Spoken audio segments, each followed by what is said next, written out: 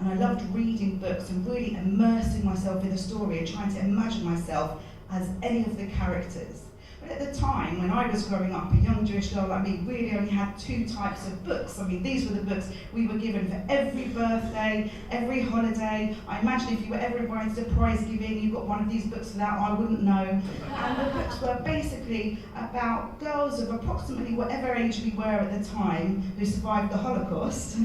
And books about girls of whatever age we were at the time who died in the Holocaust, right? Those were the only 2 books we had. I still have shelves and shelves of those books. Some of you are looking very dubious, but I can tell you that if you're an Ashkenazi, Eastern European, Jewish family like ours, this is normal. I mean, the television programs always imply that Jewish people bang on a lot about the Holocaust. You cannot imagine the extent to which a family like mine talks about the Holocaust, right? It's a lot. And we grew up with all these messages, like we're told things like, you have to marry into our faith, otherwise you're doing Hitler's job for him. Right, give me a little wave if you remember being told that. Doing Hitler's job for him. I mean, I'm no fan of Hitler, but I would imagine his job entails a little bit more than that. We're told things like, you always have to have your passport up to date and ready, just in case you need to grab it and go. And that has never felt more relevant than now in Brexit Britain, if I'm honest. And when I was writing this bit, I actually thought, I don't want to be hypocritical, I'm going to check out passports. So I went up to where I keep it, very handy, looked at the passports, and to my absolute horror, my younger son's passport was about 2 weeks away from expiry. I absolutely freaked out. I took 2 immediate courses of action, right? I obviously sent it off to be renewed. I did the proper check and send service, right? Because Jews are not stingy. And the other thing was to change his name to Christine and have him adopted by the Catholic family next door. So temporarily, he's living upstairs with them, so he's fine. Don't worry about him. And there is a third thing. I thought it might just be me, because I do have a slightly dark outlook on life. But I did some proper scientific research.